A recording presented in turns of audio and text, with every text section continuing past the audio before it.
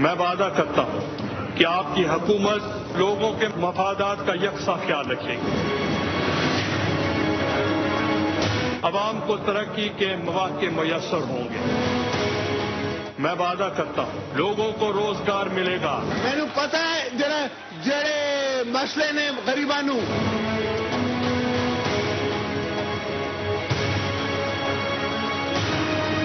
میں وعدہ کرتا ہوں اللہ تعالیٰ اس عظیم قوم کی قسمت بدلے گا۔ مینوں پتا ہے جڑے مسئلے بجلی چلی جاندی ہے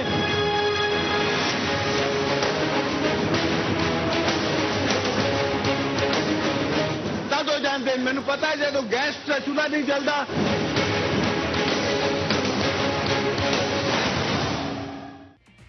السلام علیکم and good evening every you watching cross fire, میں ہوں مہر بخاری۔ قدرت اللہ شہاب نے جب انڈین سینٹرل سروسز کا امتحان پاس کیا تو کشمیر کے حکمران مہاراجہ ہری سنگھ نے انہیں شام کی چائے پر مدعو کیا۔ قدرت اللہ شہاب جب مہاراجہ ہری سنگھ کے محل پر پہنچے تو زرد برق لباسوں میں مبلوس خواتین اور بعض حضرات موجود تھے۔ جب کئی گھنٹوں کے انتظار کے بعد بھی قدرت اللہ شہاب کی مہاراجہ ہری سنگھ سے ملاقات نہ ہو سکی تو انہوں نے احتجاج کیا۔ جواب میں مہاراجہ کے ایک درباری نے قدرت اللہ سے کہا کہ ان خواتین اور حضرات کو دیکھو، کسی کے ماتھے پر کوئی بل ہے؟ یہ پچھلے کئی روز سے مہاراجہ سے ملاقات کرنے آ رہے ہیں۔ ہر روز صبح سویرے یوں ہی تیار ہو کر آتے ہیں اور رات کو مہاراجہ سے یوں ہی ملاقات کیے بغیر واپس چلے جاتے ہیں۔ تم کس کھیت کی مولی ہو؟ اس کے باوجود قدرت اللہ شہاب نے احتجاج کیا تو مہاراجہ کے 2 ADCs نے انہیں بازوؤں سے پکڑ کر مہاراجہ کے حضور لے گئے۔ قدرت اللہ جب مہاراجہ کے پاس پہنچے تو ہز ہائنس اوندھے منہ ایک مخملی صوفے پر پڑے تھے۔ ان کی پری چہرہ خادمائیں اور دیگر خدمتگار ان کے بدن کو سہلا کر انہیں چاقو چوبند کرنے کی تگدو کر رہے تھے۔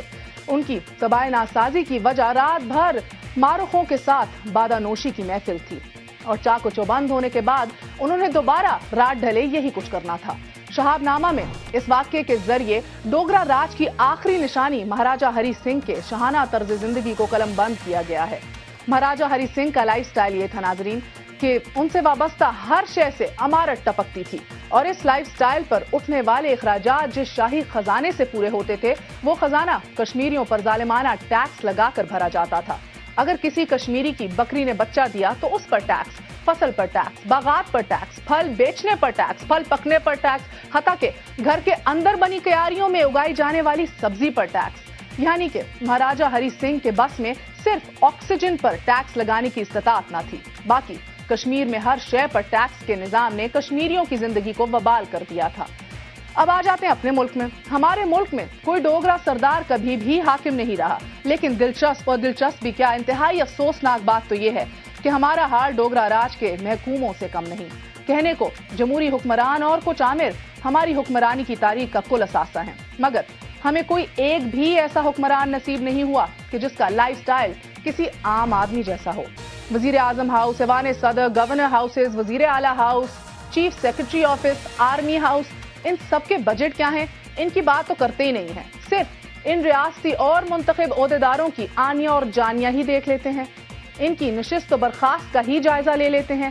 کسی ایک پر بھی یہ گمان ہوتا ہے کہ وہ اس اسلامی جمہوریہ پاکستان کا عہدیدار ہے کہ جس کے 40% سے زائد لوگ روٹی کو ترستے ہیں، جس کے ایک صوبے میں لوگ 5-6 بچوں کے والدین صرف اس لیے بن جاتے ہیں کہ ان میں سے 2-3 نے تو علاج نہ ملنے کی وجہ سے مر ہی جانا ہے۔ وزیر اعظم پاکستان کی نیک ٹائیوں اور سوٹوں کو چھوڑ ہی دیتے ہیں، باقیوں کے لباسوں پر بھی کبھی ایک شکن دیکھنے کو آپ کو نہیں ملتی۔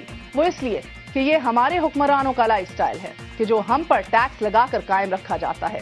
بجلی کے بلوں پر ٹیکس، پانی کے بلوں پر ٹیکس، ماچس کی ڈبیا پر ٹیکس، چینی چاول پر ٹیکس، آٹے دال پر ٹیکس، پیٹرول پر ٹیکس۔ ان ٹیکسوں کا منطقی انجام عوام کی قوت خرید کم ہونے اور مہنگائی بڑھنے کی صورت میں نکلتا ہے، اور عوامی فلاحی پالیسیوں کا حال یہ ہے کہ لوڈ شیڈنگ گرمیوں میں بھی ہوگی۔ اور خبر گرم ہے کہ پلاننگ کمیشن کی سفارشات کو رد کر کے پیٹرول کی قیمتیں بڑھائی جا رہی ہیں۔ حکومت پیٹرول کی قیمت آخرکار کیوں نہ بڑھائے؟ کیونکہ وہ خود ہی عالمی مارکیٹ سے پیٹرول خریدنے والی وہ واحد پارٹی ہے کہ جو اندھے منافع پر عوام کو آگے فروخت کرتی ہے تاکہ اس کے شاہانہ اخراجات کا سلسلہ چلتا رہے۔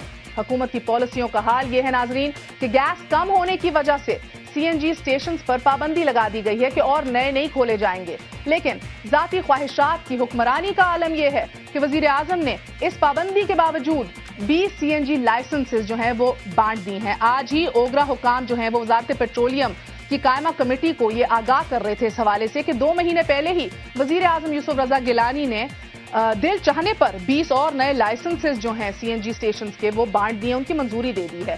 امن و امان کی صورتحال پر آ جائیے. بلوچستان کے حالات سے یہ سب عیاں ہے, اور آج کوہستان میں ایک بس سے اتار کر 18 لوگوں کو شناخت کر کے گولیاں مار دی گئیں. نہ بلوچستان میں مار شدہ لاشوں کا سراغ ملتا ہے, نہ گلگت بلتستان اور پارا چنار میں فرقہ واریت کرنے والوں کا کوئی نشان, اور نہ ہی مہنگائی کا کوئی تدارک. آخر عوام کب تک یہاں فراموش رہیں گے؟ اس سے پہلے کہ میں اپنے مہمانوں کا آپ سے تعارف کرواؤں, میں چاہوں گی کہ ہم ایک عام خاندان کا احوال ہی جان لیں. سب سے پہلے ہم جائیں گے باربر سرفراز, ایک عام پاکستانی کے گھر جو اسکرین پرنٹنگ کرتے تھے لیکن بجلی اور گیس کی لوڈ شیڈنگ کی وجہ سے بے روزگار ہو گئے. یہ وہی پاکستانی ہیں کہ جن کے وزیر اعظم 2008 میں کھڑے ہو کے بلند باغ دعوے کر رہے تھے کہ اس ملک میں ہمارے آنے کے ساتھ ہی کوئی بے روزگار نہیں ہوگا. تھوڑی ہی دیر میں پیٹرول پرائسز بھی بڑھنے والی ہیں جس طرح آپ کو بتایا. بابر صاحب کی جانب چلتے ہیں. بابر صاحب السلام علیکم, بہت بہت شکریہ کراس فائر میں ہمارا ساتھ دینے کا. میں چاہوں گی کہ آپ اپنا اور اپنے خاندان کے حالات سے ہمیں آگاہ کر دیں. کتنے بچے ہیں, آپ کس حالت میں ہیں, اور اب کس طرح روٹی روزی پوری کر رہے ہیں؟ جی, میرا نام بابر سرفراز ہے اور بیسیکلی ہم کوہٹا کے رہنے والے ہیں. یہاں کرائے کے مکان میں رہتے ہیں. تو میں اسکرین پرنٹنگ کا کاریگر ہوں.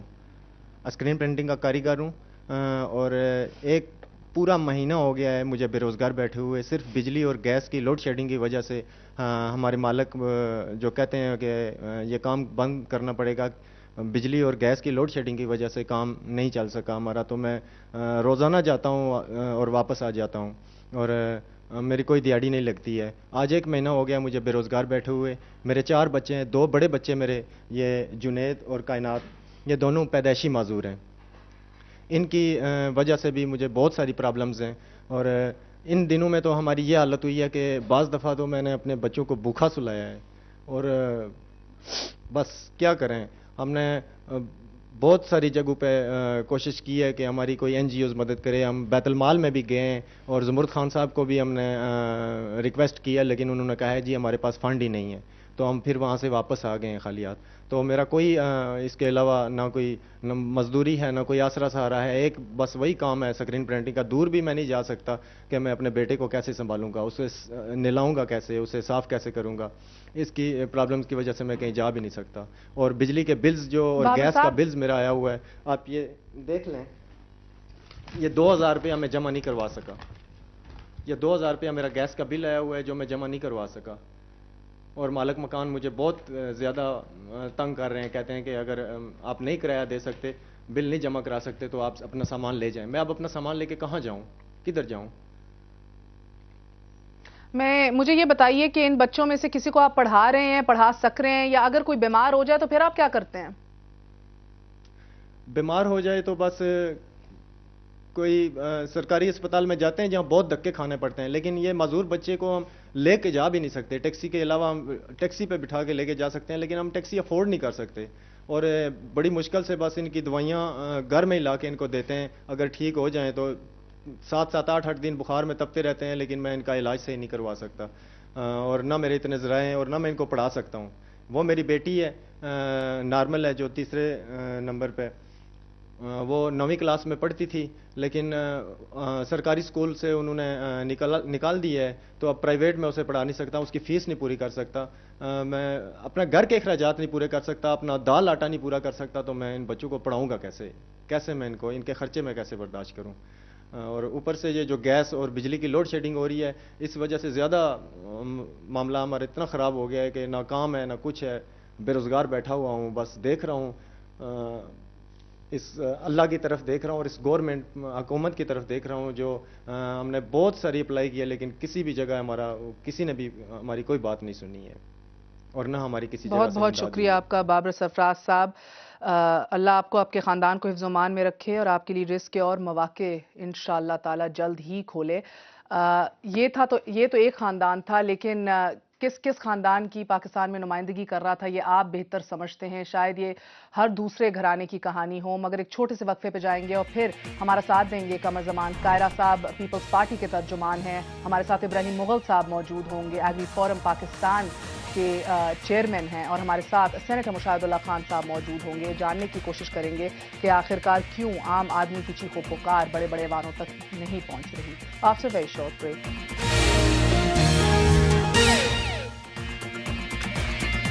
वापस आने का शुक्रिया। Welcome once again to cross fire. हमारे साथ मौजूद हैं कमर ज़मान कायरा साहब, पीपल्स पार्टी के तर्जुमान हैं। हमारे साथ इब्राहिम मुगल साहब मौजूद हैं, एग्री फोरम के चेयरमैन हैं, और हमारे साथ सेनेटर मुशाहिदुल्लाह साहब मौजूद हैं, मुस्लिम लीग नून के सीनियर रहनुमा। आप सबका बहुत बहुत शुक्रिया। अस्सलाम वालेकुम। मैं इब्राहिम मुगल साहब आपसे आगाज़ करूंगी। आपने एक आम आदमी का अहवाल भी सुना, उसके हालात भी देखे, मगर आज मैं ये तयन नहीं कर पा रही थी कि सबसे अहम खबर या आज शो का इशू बनाऊं क्या, कि वजीर आजम को एक हफ्ता और मिल गया है, या मैं बात करूं कि पेट्रोल की प्राइसेस फिर बढ़ने वाली हैं, आम आदमी और एक्सप्लॉइट होगा, या फिर बात करूं उस लॉ एंड ऑर्डर की कि जो एक हमारी जिंदगी का मामूल बन चुका है। किसी ना किसी हिस्से में कोई ना कोई मारा जा रहा होता है, एक्सप्लॉइट किया जा रहा होता है, मशरुदा लाशें कहीं ना कहीं घर आ रही होती हैं। महर बेटा, बहुत मेहरबानी आपकी। वो किसी ने बड़ा अच्छी गमाजी की है कि चेहरा बता रहा है कि मारा है भूख ने, हाकम ये कह रहे हैं कि ये कुछ खा के मर गया। असल में मुसीबत मुल्क की बहुत बढ़ गई है। मौजूदा हुक्मरान जो हैं नाअहल भी हैं, करप्ट भी हैं। शौरी तौर पर कह रहा हूँ, सुस्त होने के अलावा डाके भी मार रहे हैं, और डाके इस तरह मार रहे हैं कि किसी दूसरे मुल्क ने कोई रियासत फतह की हो, उसको लूटते हैं कि ये इलाका वापस खाली कर देना है, और क्या क्या लूट के यहाँ से ले जाएंगे। मैं माज़रत के साथ कहता हूँ, आपकी गुफ्तगू में या वो जो बच्चा मजदूर बेचारा बेरोजगार था, उनकी आवाज़ें कौन सुनेगा, लेकिन फिर भी अगर इन तीन चार चीज़ों का अहाता किया जाए तो महर कौम के सामने कुछ चीज़ें रख दें।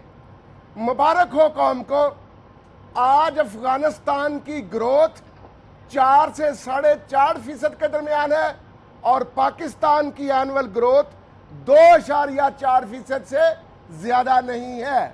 दूसरी बात, ये मुल्क पाकिस्तान मौजूदा हुकूमत रोटी कपड़े और मकान के नाम से आई। मकान से शुरू कर ले। जब ये आए तो सीमेंट की बोरी 200 रुपए की थी, आज 425 रुपए की है, गोया 100% इजाफा। दूसरी चीज सरिया इस्तेमाल होता है। जब तशरीफ लाए तो 36 रुपए किलो था, आज 78 रुपए किलो है। जब ये बुराजुमान हो गए तो ईंट जो थी 1000 ईंट, वो 3200 रुपए की मिलती थी, आज 6900 रुपए की नहीं मिल रही। मकान के बाद कपड़े की तरफ चले। पाकिस्तान अपना कपड़ा खुद पैदा करने वाला। इस साल किसानों ने सस्ती कपास बेचकर 180 अरब रुपए का अपना नुकसान किया। जब यह हुकूमत आई तो कपड़े की एवरेज कीमत जो थी वो 26 रुपए से लेके 32 रुपए मीटर के दरमियान थी, आज उसी कपड़े की कीमत 83 रुपए से लेके 97 रुपए मीटर के दरमियान है। चौथी चीज, कायरा साहब कहेंगे कि हमने गंदम की कीमत 450 से उठा के 950 रुपए कर दी, ये जो अप्रैल आएगा फिर ये 1050 पे जाएगी। लेकिन जब ये आए, गंदम की कीमत अगर तकरीबन 11-12 रुपए में थी तो वो बढ़ा के इन्होंने जब ये 20 रुपए की या 22 रुपए की जब आए, आटा 13 रुपए किलो बिकता था, आज चक्की वाला आटा 37 रुपए किलो बेच रहा है, थैले वाला आटा 30 रुपए किलो बेच रहा है। दूसरी बात सुन ले, कायरा साहब से जवाब दे देते हैं ना। थोड़ी सी बात सुन ले। उस बच्चे ने कहा मेरे घर वाले बीमार, मेरा बिजली का बिल, और उसने कहा कि जालिमों मैं दाल ही खा लूं। इन्ना लिल्लाहि व इन्ना इलैहि राजिऊन।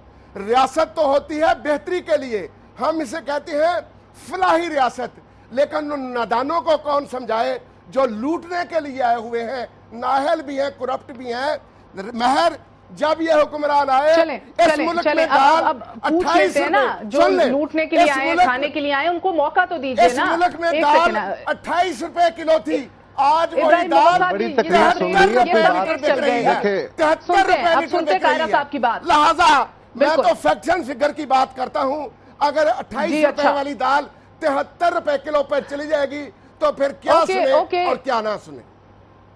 जी अच्छा, कायरा साहब क्या जवाब देंगे आप? तकरीर का जवाब तो नहीं हो सकता क्योंकि मैं उतनी जोरदार आवाज में तकरीर नहीं कर नहीं, उस सकता। मंतक का जवाब देना, वो मैं उस पे ही बात करने लगा हूं। लॉजिकली जो आपको महर बात यह है कि जब बंद हमारी कर गवर्नमेंट देते आई हैं थी तो मुल्क कि के जो कायरा साहब मसाइल ने थे उनमें से तवील एक बात इशू ये करनी भी था। है और कायरा साहब की बात में दलील कोई नहीं होगी। कायरा I am साहब sorry ये to पुरानी say, चीजें I am छोड़े, say, मुगल साहब, आप मेरे भाई हैं, ये दलील से तकरीरें बात करनी बंद करें, आप आप दलील आराम से तकरीरें अपनी की हैं, अपना मैंने भी argument तकरीरें दें। की हैं।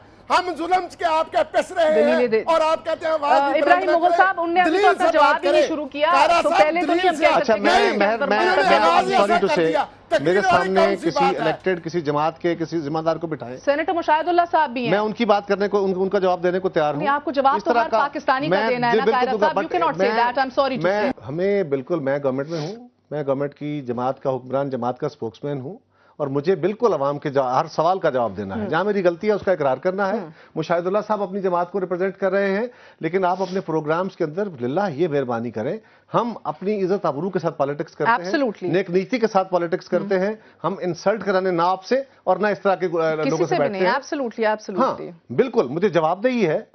जहां तक मैंने इतनी गुजारिश की, जब हमारी हुकूमत आई थी तो 2-3 तरह के मेजर इश्यूज हमने उस वक्त आइडेंटिफाई किए थे।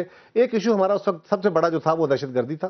दूसरा इशू था कि हम फूड इनसिक्योरिटी का शिकार थे। जी, तीसरा इशू हमारा यह था कि अनएम्प्लॉयमेंट बहुत थी और उस वक्त भी लोड शेडिंग चल रही थी। हमारा सबसे पहला टारगेट नेचुरली दहशतगर्दी होना चाहिए था। दहशतगर्दी के लिए हमने भी कोशिश की और बाकी तमाम पॉलिटिकल फोर्सेज ने उसको सपोर्ट किया। एक छोटा सा वक्फा ले लेते हैं, वक्फे के बाद आपकी खिदमत में फिर हाजिर होंगे। महर, मैंने आपसे अभी भी बात कही, ये गुफ्तगू का लहजा ना मैंने कभी इख्तियार किया है, ना इख्तियार करना चाहता हूं। आपने मुझ पे एतराज़ करना है। मैं एक पॉलिटिकल बंदा हूं, एक पॉलिटिकल पार्टी हूं, मुझे पाकिस्तान के अवाम को भी जवाब देने हैं और पॉलिटिकल लोगों को भी जवाब देने हैं। मुशाहिदुल्लाह साहब बैठे हैं और आपको भी अपने प्रोग्राम्स में ज़रूर देखना चाहिए हर शख्स की, जिस तरह उनकी एक ज़ाती अपनी इज़्ज़त अना है, जिस लहजे में और जिस लहजे में वो गुफ्तगू फरमा रहे हैं, वो आपको खुद सोचना चाहिए कि क्या ये इंसाफ हो रहा है।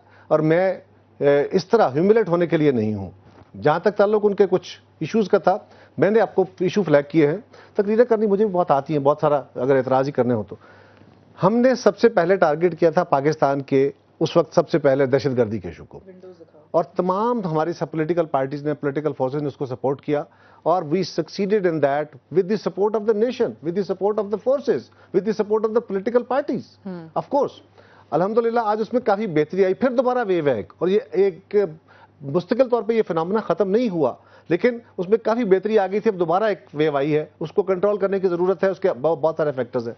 दूसरा इशू हमारे सामने था कि उस वक्त पाकिस्तान में हमने पहले साल 25 लाख टन गंदम इंपोर्ट की थी। हमारे मुल्क में किसान को गंदम की कीमत हम फराम पूरी तरह नहीं कर पा रहे थे। एक्सपोर्ट प्राइस फराम की गई, पहले साल 650 की गई, उसके बाद उसको बढ़ा के 850 रुपए किया गया, 950, फिर उसको और बढ़ाया गया हर साल, 950 क्योंकि किया इनपुट गया। बहुत बढ़ रही इनको थी। फिगर और का भी इनपुट नहीं कास्ट पता। के साथ अगर आप मैं किसान इनको को फिगर का भी नहीं पता, उसकी 950 फसल किया की गया। कीमत नहीं देंगे ये तैयारी भी नहीं naturally करके आए। किसान उसमें इंटरेस्टेड ये नहीं होगा और तैयारी आप भी नहीं अल्टीमेटली करके आए, बाहर से 950 इंपोर्ट करके रुपए किया। गैर मुल्की किसान को सपोर्ट करेंगे। आपने अपने किसान को सपोर्ट किया। 2008 में जब गंदम की कीमत बढ़ाई गई तो उस वक्त आटे का रेट था 27 से 28 रुपए किलो। जी अच्छा, आज 30 रुपए किलो के करीब आटा है। अगर चक्की का आटा मैं स्पेशल खाना चाहता हूं या मैं चोकर का आटा खाना चाहता हूं तो मेरी अपनी मर्जी है, लेकिन जो नॉर्मल मार्केट की बात हम करते हैं वो है। आज चावल दोबारा 2008 या 2009 वाले रेट पे है। आज आलू, आज दालें वापस अपनी कीमतों पे आई हैं। उनकी कीमतें आसमान पे गई और वापस आई हैं यकीनन। लेकिन चावल आटा आप कह रहे हैं वापस अपनी सेम रेट पर आ गया जनाब। सेम रेट के ऊपर मैं नहीं कह रहा, मैं कह रहा हूं कि उसमें मेरे प्रोपोर्शनेट पास थोड़ा भी सा कुछ रेट्स हैं। तो जरूर वैसे उस पर बात कीजिएगा। जो मैं कह रहा हूं चावल जब आप आए थे ना 50 फी किलो थे, अब 90 हो गए हैं। 40 पर केजी इंक्रीज हुआ है। दाल चना भी 37 पर केजी इंक्रीज हुआ है। दूध जो है 30 पर लीटर इंक्रीज हुआ है। चीनी की तो हम ना ही बात करें। नहीं, चीनी की बात आप करें। चीनी जब हम आए थे बाकी चीजों की तो 50 रुपए थे, आज 45 रुपए है। अच्छा, चीनी जब आए चीनी थे डाउन गई है। चीनी, अच्छा, जो मेरे पास 2008 चावल भी नहीं, वो आपका गलत फिगर है, उसको करेक्ट कीजिए। ये चावल figures भी के ऊपर लड़ाई जो है ना, ये मैं बड़ी सिर्फ sensitive ये हो कह रहा हूं। और जाती वो है। Let's talk about- इसका मतलब ये नहीं है जो मैं कह रहा हूं, इसका मतलब ये नहीं है कि सब अच्छा हो गया जी, है। अच्छा। इसका मतलब ये भी नहीं है कि पाकिस्तान के लोगों को खुशहाली हो गई है। Macro indicators की भी यकीनन बात कर उसमें सकते बहुत हैं। सारा नुकसान हुआ है, बहुत सारे लोगों के ऊपर प्रॉब्लम आया है। हाँ, पाकिस्तान रुपये की कीमत जो है उसको कम होने की वजह से वो भी एक फैक्टर आया है। اگر ایکسٹرنل مارکیٹ میں تیل کی قیمتیں بڑھ گئی ہیں جی اور فیڈرل گورنمنٹ کے پاس اب وہ کوشن نہیں ہے، ایک چیز آپ کو بھی خیال کرنا چاہیے ضرور، آپ جو ہمارے کمپیئرز ہے، مہر ہم نے جو نیا کانسٹیٹیوشنل ارینجمنٹ کیا اس میں نیا NFC ارینجمنٹ بھی ہوا. اس سال جو نیا NFC ایوارڈ انفورس ہوا ہے پچھلے سال کے مقابلے میں 300 ارب روپیہ زیادہ مرکز سے صوبوں کو زیادہ ٹرانسفر ہو رہا ہے پچھلے سال کی نسبت. جی اچھا. تو جو مرکز کے پاس اپنے پاس ایک کوشن ہوتا تھا کہ اگر فرض کریں کسی چیز کی انٹرنیشنلی قیمت بڑھ گئی اور آپ نے امپورٹ کرنی ہے تو آپ اس کو سبسیڈائز کر لیتے ہو، فیڈرل گورنمنٹ کے پاس وہ کوشن نہیں رہا. Now the more money has been petrol, اگر آپ مجھے اجازت دیں قاہرہ صاحب، 2-3 باتیں. پیٹرول کے اوپر تو آپ کی حکومت پھر بھی 20 روپے پر لیٹر جو ہے وہ پاکٹ کر رہی ہے پروفٹس آفٹر دا ٹیکسز. اچھا ایک گزارش میں اس پہ بتاتا ہوں آپ کو. مہر ایک چیز ذہن میں رکھیے، پہلی بات تو یہ ہے کہ گورنمنٹ پاکٹ کر کے گورنمنٹ پروفٹ ٹیکنگ ادارہ نہیں ہوتا. یہ جو ایک تاثر ہم دے دیتے ہیں نا گورنمنٹ پاکٹ کر رہی ہے، گورنمنٹ کہاں لے جا رہی ہے؟ گورنمنٹ کے خزانے میں لے جا رہی ہے اور ٹیکس کا وہ ٹیکس کی مادہ ہے اور ساری دنیا میں. اور یہ بھی میں آپ کو چیلنج کر کے کہہ رہا ہوں خزانے میں لے، میں نے یہ نہیں کہا کہ آپ کی جیب میں جا رہا ہے. گورنمنٹ لگتا یوں ہے، کہنے سے لگتا یوں ہے کہ پتہ نہیں پاکٹ میں جا رہا ہے. That's what I mean، خزانہ. مگر بتاؤں کیا چکتا ہے وہ خزانہ الٹیمیٹلی لوگوں کے اوپر ہی خرچ ہوتا ہے. اور جب آپ بھی سن لیں کہ دنیا کے ترقی یافتہ اور کہاں خرچ ہوتا ہے. چلے میں پوچھ لیتی ہوں، شاہد اللہ صاحب سے پوچھ لیتے ہیں. ایک منٹ. دنیا کے ترقی یافتہ ترین ممالک میں اس کی ریشو جو ٹیکس آن پیٹرولیم لیوی ہوتا ہے، یہ پیٹرولیم کے ذریعے جب ٹیکس اکٹھا کیا جاتا ہے، یہ عرب ممالک میں بھی ہے، یہ آئل پروڈیوسنگ کنٹریز میں بھی ہے، امریکہ میں بھی ہے، یورپ میں بھی ہے. اور پاکستان اور آپ کا ٹیکس ٹو GDP ریشیو جو ہے ہمارا ٹیکس آپ کا پورے دنیا میں سب سے لویسٹ ہے، آپ کو پتا ہے؟ دیکھیں مہر، یہ ایک اور ایشو کی طرف ہم جائیں گے، اس کو اگر بات کریں تو مجھے کوئی اعتراض نہیں، میں اس پہ بھی حاضر ہوں. نہیں I'm just saying کہ آپ کہہ رہے ہیں نا کہ یہ کٹی کے اندر آتا ہے اور پھر لوگوں کے اوپر ہی اسپینڈ کیا جاتا ہے. Okay so give me a chance. ایک سے مشاہد اللہ صاحب، میں آپ کی جانب آتی ہوں، آپ اتفاق کرتے ہیں قاہرہ صاحب سے؟ میں نے شروع میں بھی بولا تھا کہ شاید ان کی بات میں اگر کوئی درستگی ہو اگر آپ کو نظر آ رہی ہے، مگر یہ شاہانہ اخراجات، یہ بڑے بڑے ایکسپینڈیچرز جو ہیں ایوان صدر کے، PM ہاؤس کے اور دیگر اخراجات جو ہیں، یہ پھر کہاں سے پورے ہو رہے ہیں؟ جی بسم اللہ الرحمن الرحیم. دیکھیں میں بڑی دیر سے یہ بات چیت سن رہا ہوں ساری، کچھ باتیں جو کوئی اتنی مناسب بھی نہیں ہوئی ہیں، لیکن میں اصل میں کہنا یہ چاہتا ہوں، آپ نے شروع میں بھی ایک فلم دکھائی وہ پوری فیملی کی، تو یہ مہنگائی جو ہے یہ واقعی اتنی زیادہ ہو چکی ہے کہ لوگوں کی اب چیخیں نکل گئی ہیں. یہ جو ہمارے ابراہیم مغل صاحب بھی ابھی باتیں کر رہے تھے، اصل میں یہ راگ مہنگائی جو ہے گا رہے تھے اور اس میں تلخی بہت زیادہ تھی. ظاہر ہے اس وقت جب اتنی زیادہ مہنگائی ہوگی تو مہنگائی کا راگ تو اسی طرح سے بجے گا، یہ کوئی راگ مغلئی یا ٹھمری تو ہے نہیں. میں کہنا یہ چاہتا ہوں کہ دیکھیں بڑی سمپل سی بات ہے، موٹی 90% 4 سالوں میں 90% سے زائد پیٹرول کی قیمت بڑھی ہے، 70% سے زائد سوئی گیس کی قیمت بڑھی ہے، اور اس کے علاوہ 4 سالوں میں جو بلو پاورٹی لائن لوگ گئے ہیں ان کی تعداد جو ہے وہ 14% ہے. پہلے 26% تھی، اب 40% ہو چکی ہے. یہ موٹی باتیں ہیں.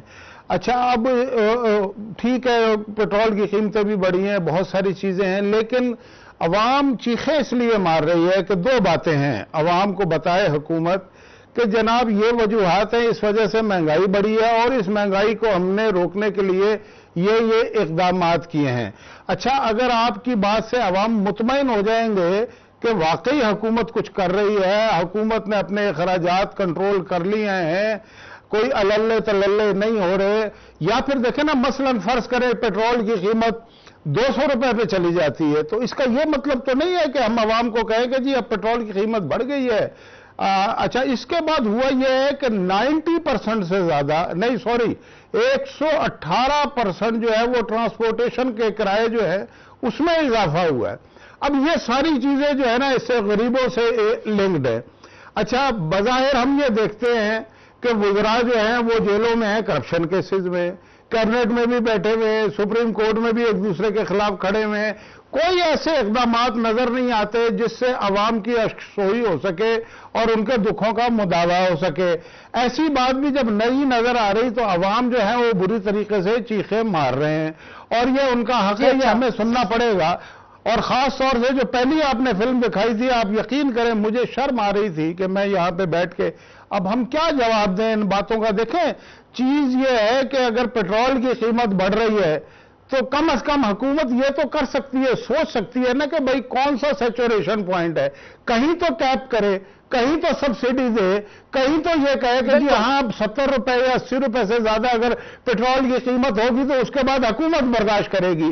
حکومت نے کچھ اس طرح کا ایک قدم ہی نہیں اٹھایا, اس لیے عوام جو ہے وہ بے قابو ہوتے جا رہے ہیں. اور اس کو سمجھنا چاہیے وقت کے حکمرانوں کو, اور انہیں یہ دیکھنا چاہیے کہ انہوں نے 4 سال میں مہنگائی دور کرنے کے لیے کیا اقدام کیے. میں یہ سمجھتا ہوں کہ کوئی اقدامات نہیں ہوئے, بلکہ کرپشن میں ایک بے پناہ اضافہ ہوا ہے, جس وجہ سے اور عوام چیخیں مارتے ہیں.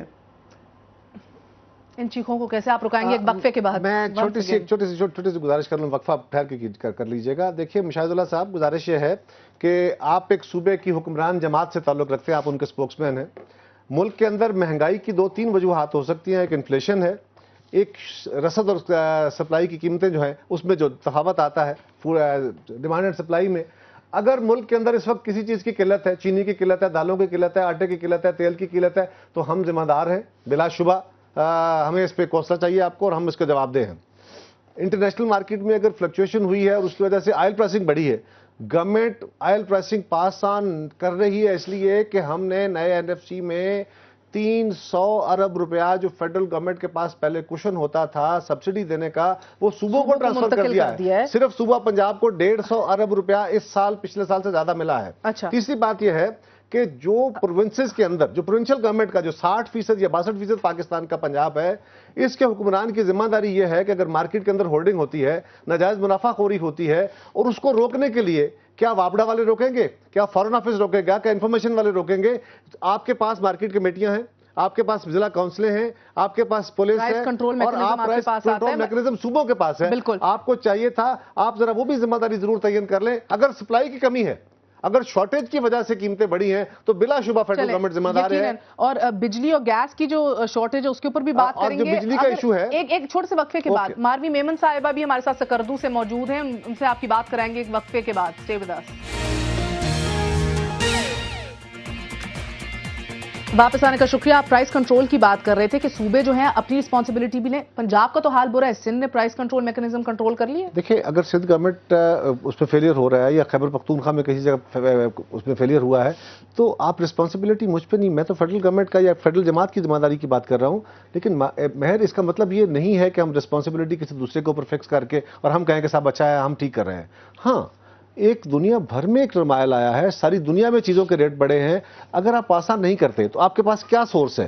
آپ نے الٹیمیٹلی آپ کو بجٹ میں لینا ہے نا. ایک طرف آپ کہہ رہے ہیں کہ آپ پیٹرولیم پرائسز سے جو ٹیکس لیتے ہیں آپ اپنے جیب میں ڈال دیتے ہیں, گورنمنٹ اپنی کٹی میں ڈالتی ہے, اس کٹی سے ہی تو پروونسز کو پیسہ جاتا ہے, اس کٹی سے ہی آپ کے جو سارے ایکسپینڈیچرز ہوتے ہیں. میں شو بھی کرنا چاہوں گی NFC اسکیم کے اوپر. مجھے بالکل, میں حاضر ہوں اس کے لیے. لیکن ایک گزارش میں اور کر دوں کہ صدر ہاؤس کا, وزیر اعظم ہاؤس کا اور فیڈرل گورنمنٹ کا نان ڈیولپمنٹل ایکسپینڈیچر 2010 پہ فریزڈ ہے.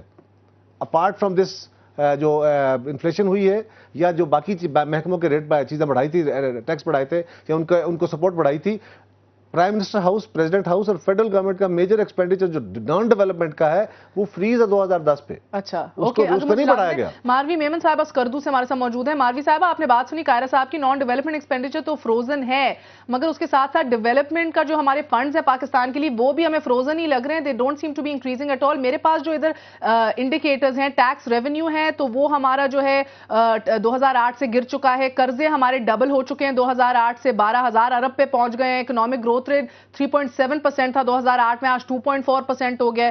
انفلیشن انپریسیڈنٹڈ رہی ہے, ڈبل ڈیجٹس میں 4 سال سے آتی گئی ہے اور بڑھتی چلی جا رہی ہے. تو مجھے بتائیے کہ اس ساری صورتحال میں صدر زرداری کو پھر بھی بڑی امید نظر آتی ہے. وزیر اعظم پھر بھی کہتے ہیں صدر صاحب کہ ہم نے منشور اپنا میجورٹی اس کا حصہ مکمل کر لیا ہے. دیکھیں میں تو ایک سیاسی کارکن ہوں اور میں چھوٹے سے چھوٹے گاؤں میں جا کے یہی صورتحال دیکھتی ہوں, چاہے وہ ٹھٹا ہو یا چاہے وہ سکردو ہو. لوگ بہت بیزار ہیں اور لوگ پسے ہوئے ہیں. मुझे तो ये नहीं समझ में आती कि चले वो प्राइस हाइक की वजह से बहुत बेजार हैं, लॉ एंड ऑर्डर की वजह से बेजार हैं, करप्शन देता शावरी, आपने जो फिगर दिए, डेवलपमेंट रुक चुकी है, सड़कें नहीं बन रही, सिंध का हाल मोहनजोदड़ो तो फिर भी सिविलाइज्ड एक सिचुएशन थी, उससे भी बदतर है इस वक्त जो सिचुएशन सिंध में, और यहाँ भी गिलगित बल्तिस्तान की भी डेवलपमेंट रुक चुकी है, तनख्वाहें नहीं मिल रही, गंदम की जो सिचुएशन सब्सिडी है उस पर भी बड़े यहाँ मुजाहरे हो रहे हैं, बात सारी। और आपके सामने आज की भी सूरत हाल है कि 18 शिया लोगों को जो है शहीद कर दिया गया, जिस तरह से जो है sectarian killings on the rise है। मुझे एक चीज नहीं समझ में आ रही इस पूरे सूरत हाल में, जब लोग इतने पिसे हुए हैं, इतने नाराज हैं, तो फिर वोट पीपल्स पार्टी को किस तरह से मिल रहा है? I just don't get it. मतलब इसका मुझे कायरा साहब जवाब ना दें तो बेहतर ही है, लेकिन जब आवाम इतनी पिसी हुई है तो क्यों इनको वोट देती है? ये शर्मिंदगी की मुस्कुराहट है। महर, वोट आपको कैसे मिल रहा है? ये तो आपके, मैं बताता हूँ आपको, ये आप अपने आप पे जरा गौर करें, सारा मीडिया और हमारे मुखालिफिन भी जरा गौर करें कि आप हमें कह रहे हैं कि ये तो बिल्कुल डिस्क्रेडिटेड हो गए। नहीं, आपके मुखालिफिन कहते हैं कि आपने रिगिंग की है। मैंने आपकी बात सुन ली, बाय इलेक्शन मैंने आपकी बात सुन ली। एक बंदा अगर कहे रिगिंग की है, एक इलेक्शन कमीशन ऑटोनोमस है, प्रोविंशियल गवर्नमेंट पर पंजाब की बैठी हुई है, अगर पंजाब के अंदर रिगिंग हुई है, कमीशन चांटे खा रही है वायदा शाह के, और उसका नोटिफिकेशन रुक गया है, ये पाकिस्तान की तारीख में पहली दफा हुआ है, इलेक्शन कमीशन ने उसका नोटिस लिया है, इसका मतलब ये नहीं है कि किसी एक के इंडिविजुअल के एक्ट को आप पूरी जमात का एक्ट बना दें। पंजाब के अंदर इलेक्शन हुए हैं, पंजाब गवर्नमेंट एक एक्ट बता दे। पीपल्स पार्टी की रुकनियत मुअत्तल कर देनी चाहिए आपको। ये एक अलग इशू मैं जरूर करता हूँ, उस पर मुझे बात तो करने देना। सवाल ये है कि पंजाब के अंदर धांधली हुई है, ओके बताएं। पंजाब गवर्नमेंट है ना, लॉ एंड ऑर्डर इनके पास थी, इनके रिटर्निंग अफसर इनके पास थे, प्रेसिडिंग अफसर। सेनेटर साहब रिएक्शन ऑन दिस। छोटी आप जरूर पूछिए, लेकिन सवाल यह है कि उनको भी वोट मिले हैं, हमें भी वोट मिले हैं, कुछ लोगों का ख्याल है कि वो भी डिस्क्रेडिट हो गए हैं और हमारा तो वोट है ही कोई नहीं। तो ये तो सवाल आपसे मुझे करना है कि आप कहां बैठे हो भाई, आप कौन से वहां पे उड़ रहे हो? आप तो समझ रहे थे हमें, मैं आपसे नहीं कह रहा, अब सॉरी, हम तो तभी चुप हो गए थे जब जमशेद दस्ती जो है, जमशेद दस्ती फिर वोट लेकर आ गया था। इसके बावजूद आप हमको लेके बैठे हैं कि जी ये तो बिल्कुल डिस्क्रेडिट हो गए, ये तो खत्म हो गए। इसका भी एक प्रोसेस बताया जाता है ना कायरा साहब कि अगर आप जमहूरियत को इनफ टाइम चलने दें तो लोग भी आपसे फाइनली आपसे दुखी और तंग होकर शायद आपकी असलियत जान के अच्छी बात है, ट्रू लीडरशिप की जानिब आ जाएं। लोग अपनी रवायत के साथ रहते हैं। आपका ख्याल यह है कि आप इस मुल्क की सियासत करके आपने सियासी लोग पैदा करने, सियासी जमातों को खड़ा करना है, ओके, आपका एक रोल जरूर है, मैं उससे इनकार नहीं करता, लेकिन अगर आपका ये ख्याल, कुछ मीडिया टाइकून्स का ये ख्याल था, इशू ही नहीं है जनाब, आप लोग मीडिया को रेगुलेट करने, मीडिया पे कैसे बात ले आए हैं? क्यों ना आप भी तो आंसरेबल हो। आपका एक टाइकून ये कहता था, आपका एक टाइकून कहता था कि इस मुल्क के वज़ीर-ए-आज़म और सदर के फैसले मैं करूंगा।